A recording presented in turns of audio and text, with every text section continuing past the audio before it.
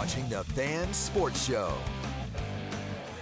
The expectations each and every year for the Dallas Cowboys are to play in the Super Bowl. Nobody knows that better than former Cowboys quarterback Danny White. Despite setting numerous records in his career with Dallas, the Cowboys with White never got to the Super Bowl. If you think current Cowboys quarterback Tony Romo lives under a microscope, Danny White has faced more than his fair share of scrutiny as well.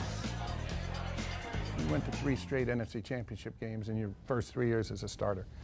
Did you feel like, hey, we're just going to keep knocking on this door, and eventually that door will open? You know, it wouldn't have mattered if we had gone to 3 Super Bowls and lost. It would have been the same kind of a thing. It doesn't matter. That's the way we're all judged in this league, and that's the way it should be.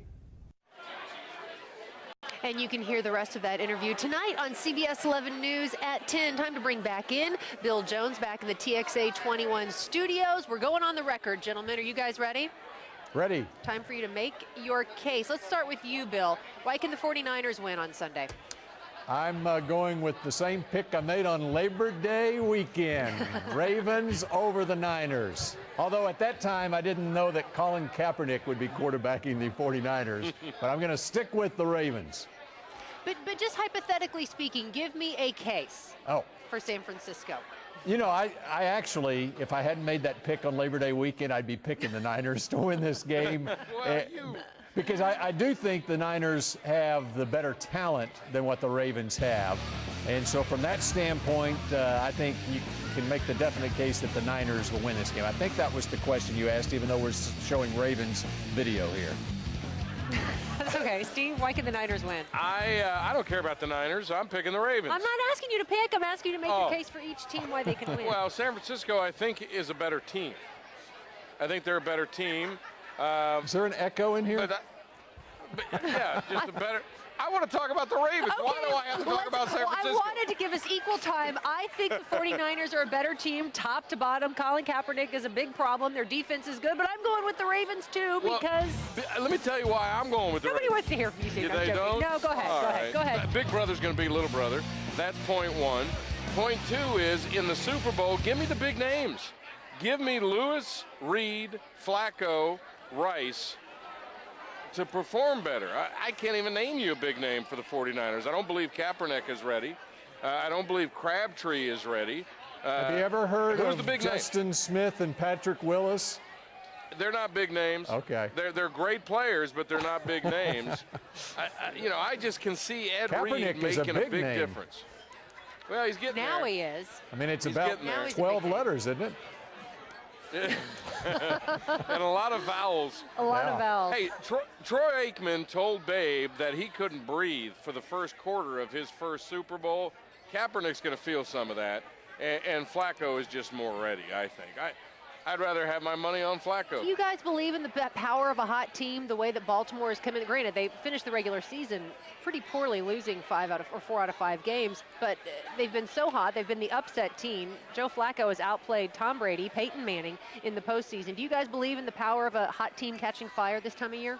Well, I do, and the Ravens, as you mentioned, it's in the postseason where they caught fire. I mean, when you go into Denver and beat Peyton Manning in that team, you go to New England and beat Tom Brady in that team, they're on fire. But you make the same case for the 49ers. Any team, of course, that gets to the Super Bowl is like that. But I will echo what Steve was saying. I think that the difference in the game is Joe Flacco over Colin Kaepernick, because I think the rookie is going to wake up in the Super Bowl. It's going to be tough, I think. He's actually a second-year player. I'm sorry. Right. I think it's going to be neat to see more of. I think it's going to be more of a defensive game, a low-scoring game. I think 23-20 is where I have it. I think it's going to be fun to see that kind of Super Bowl again, where the defense. Both these teams are known more for their defense. So it's a consensus. All three of us, we're not that interesting. We're all three going with the Ravens. Yes. Yep. We're on the record. We'll see how we all fared on Monday. We're all going to be wrong. Thank you, Bill. You're going to be jealous because we're going to eat here in just a second. But first, it's time for our Reliant Fan Forum. And we want to know, for you, what's the most exciting part of Super Bowl Sunday? What are you most looking forward to, the game, the party, or the commercials, and why? Greg Sargent says if there was no game, there would be no Super Bowl commercials, Super Bowl halftime show, or Super Bowl parties. It's about the game. Let's go. Joel May says it's about the football, of course, just adding the wings, chips, and dips, and the beer makes it that much better. And me being a Cowboys fan, I'm picking the Ravens to win because I don't want to see San Francisco win their 6th Super Bowl. Bad enough the Steelers have 6. Barbara Jean McGowan says it's ending. Bring on baseball. Well, of course, you know what I believe, Steve. What do you believe? Eating is a sport. And if we're at a restaurant, we're going to eat. This is the sampler platter here, and you can sample anything you like. Looks good. Wings, chicken tenders, potato skins, and quesadillas.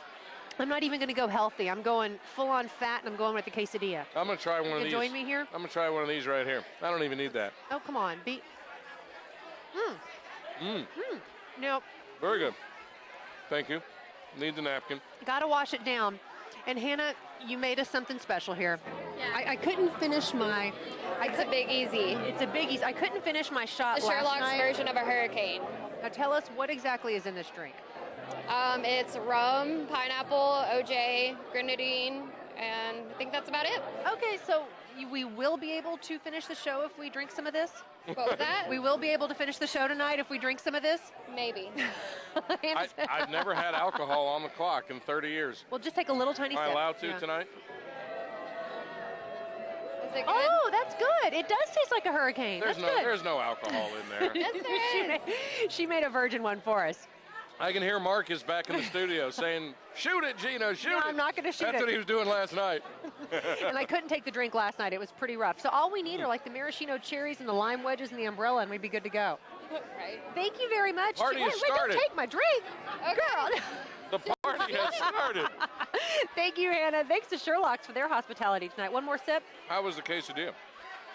Quesadilla, very good. I think the drink was a little bit better, though. I'm not I'm gonna eating lie. all this. Okay, I'm going to go with the celery because it's going to be very decadent this weekend in my household. We are coming right back after this here on the Fan Sports Show. When we return, we're switching gears, talking a little basketball. What's going on with the Mavs? We'll tell you when we come back. That's pretty good,